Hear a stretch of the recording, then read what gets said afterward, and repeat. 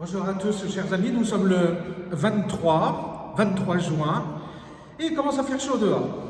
Ici, un peu frais, mais dehors, il commence à faire très très chaud. Nous sommes en été.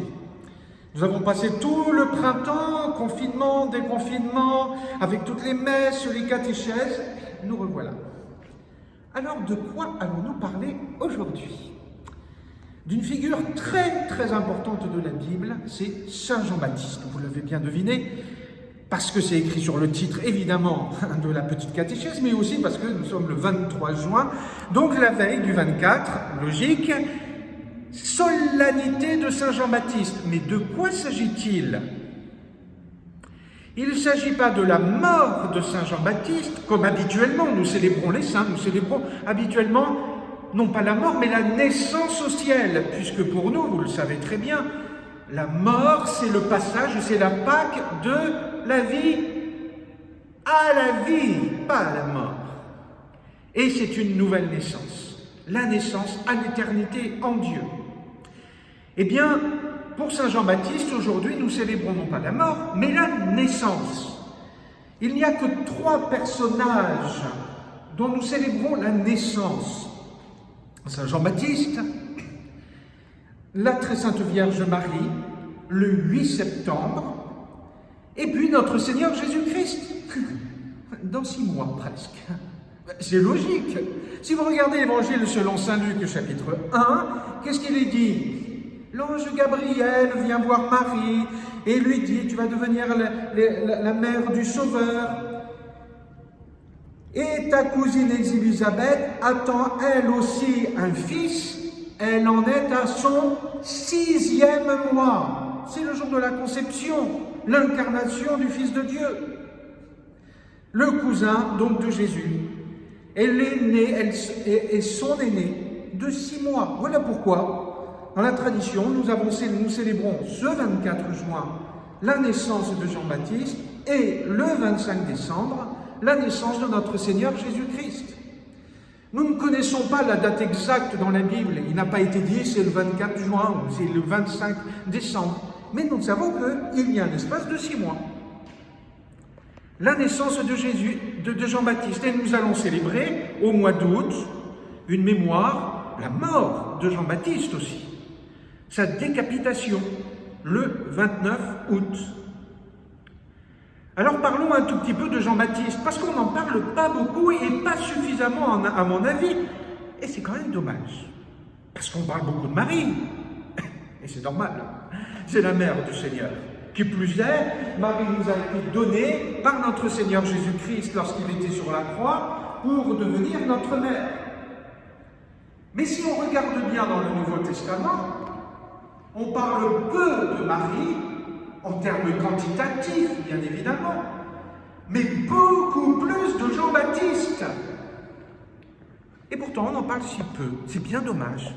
Alors peut-être que, par cette petite catéchèse et cette petite méditation, nous pouvons réparer un peu ce manque. Saint Jean-Baptiste est présent dans Saint Matthieu, dans Saint Marc, dans Saint Luc, dans Saint Jean, dans les actes des apôtres et dans les lettres de Saint Paul et ailleurs. Alors faites bien votre lecture et cherchez. Revenons un tout petit peu justement sur la place de Jean-Baptiste dans le Nouveau Testament et ailleurs. Si vous regardez un tout petit peu le récit de Saint Jean-Baptiste, il en est question évidemment dans la Bible, mais dans d'autres textes de la littérature de l'époque, dans Flavius Joseph, qui n'était pas un chrétien, mais qui a parlé de ce Jean-Baptiste, de celui qui baptise, comme beaucoup d'autres baptisaient dans l'attente du Messie. Donc ça donne un caractère encore plus historique pour prouver un tout petit peu que Jean-Baptiste a bien existé. Là, j'ai un petit agacement, un tout petit peu dans ma tête et dans mon cœur, à croire que la Bible, c'est pas historique, et que lorsque l'on raconte des histoires dans la Bible, on remet un tout petit peu en doute l'historicité du Nouveau Testament. Alors que les textes de la Bible, du Nouveau Testament, particulièrement les évangiles et les lettres, sont du 1er siècle après Jésus-Christ. Du 1er siècle. Et nous en avons des signes. Donc aucun doute de l'historicité non seulement de Jésus, de Marie, donc de Saint Jean-Baptiste, corroboré par une autre littérature de l'époque. Dans le Nouveau Testament, on parle de la naissance de Jean-Baptiste, mais on parle aussi de sa mort. Et on parle aussi de sa mission capitale, qui est d'annoncer la venue du Seigneur, la conversion du peuple d'Israël et surtout le baptême de Jésus. Si vous regardez dans Saint Matthieu, dans Saint Marc et dans Saint Luc, nous parlons justement du baptême de Jésus. De ce baptême de Jésus qui est précédé à chaque fois du rôle prophétique de Jean-Baptiste, qui rappelle qu'il faut se convertir, la métanoïa en grec. Cette métanoïa qui n'est plus simplement changer un tout petit peu, mais changer radicalement son cœur, son âme. Et donc le baptême de Jean-Baptiste est le signe liturgique, rituel de cette propre conversion. On appelle le baptême de Jean. Parce qu'il est ce baptême, c'est-à-dire dans l'eau, et particulièrement dans l'eau du Jourdain, le baptême de conversion, pour demander à Dieu de purifier son âme afin de mieux accueillir le Messie. Et Jésus va se faire même baptiser, et nous l'avons ici sur notre baptistère, très beau baptistère, où nous voyons Jean le Baptiste baptiser notre Seigneur Jésus-Christ. Et Jésus, en se faisant baptiser, alors qu'il n'a pas péché, qu'il n'a pas lui-même personnellement besoin de conversion, puisqu'il est le Fils de Dieu, né de la Vierge Marie l'Immaculée, se fait baptiser pour devenir l'agneau de Dieu qui enlève le péché du monde. En se plongeant, c'est le terme exact du mot baptiser en grec, en se plongeant dans les eaux du Jourdain, où symboliquement se trouvent les péchés des hommes et des femmes qui viennent se faire baptiser, plonger, laver, et il ressort avec ce poids du péché de l'humanité pour le remettre définitivement sur la croix 3 ans plus tard. Voilà pourquoi Jean le Baptiste dit de Jésus « Voici l'agneau de Dieu qui enlève le péché du monde ». Mais Jésus se sert de ce baptême pour rejoindre notre humanité, pour porter et enlever le péché du monde, pour en donner une autre signification de ce baptême. Il veut faire de ce baptême un sacrement. Voilà pourquoi, particulièrement dans les Actes des Apôtres et dans les lettres du Nouveau Testament, on fait la distinction entre le baptême de Jean et le baptême de Jésus, le baptême de purification et de conversion, qui est aussi le baptême de Jésus, en ajoutant ceci de particulier, que Jésus, Fils de Dieu, par le sacrement, nous donne la grâce sanctifiante, c'est-à-dire qu'il fait de nous les enfants de Dieu, ce que ne faisait pas le baptême de Jean. Mais revenons un tout petit peu à sa naissance. Nous voyons ce récit particulièrement dans l'Évangile selon saint Luc. Déjà, l'annonce de la conception de Jean le Baptiste à Zacharie, dans le temple de Jérusalem, qui nous rappelle que Jean-Baptiste, Jean, est de famille sacerdotale, rien à voir avec les prêtres catholiques. Ici, il s'agit de tribus qui avaient la fonction sacerdotale, c'était leur fonction, une simple fonction liturgique. Actuellement, il n'y a plus de prêtres puisqu'il n'y a plus de temple. Il y a des rabbins dans les synagogues, mais il n'y a plus de prêtres parce que les prêtres, la classe sacerdotale du peuple d'Israël, étaient attachés au temple. Ils habitaient à Jérusalem ou dans les alentours de Jérusalem, et on sait que Zacharie et Élisabeth, les parents de Jean, habitaient le petit village de Aïn-Karim, tout proche donc de Jérusalem. Donc Jean était prêtre de par sa naissance. Mais son service sacerdotal, il ne va pas l'accomplir à Jérusalem, il va l'accomplir dans le désert. Jean est né de ces deux personnes, déjà avancées en âge, comme nous le rappelle saint Luc. Nous rappelons à toutes sous ces récits de l'Ancien Testament, ou quand bien même il y a une union charnelle, il y a quand même un miracle. Comment deux personnes âgées peuvent avoir un enfant, et particulièrement Élisabeth qui est stérile. Il y a bien une action de Dieu, un choix de Dieu sur Jean. Jean est le plus grand des enfants des hommes. C'est Jésus qui le dit, le plus grand de tous les prophètes. C'est le dernier grand prophète. C'est le dernier grand prophète. Car Jésus lui-même est plus qu'un prophète. Il est le Fils de Dieu fait homme.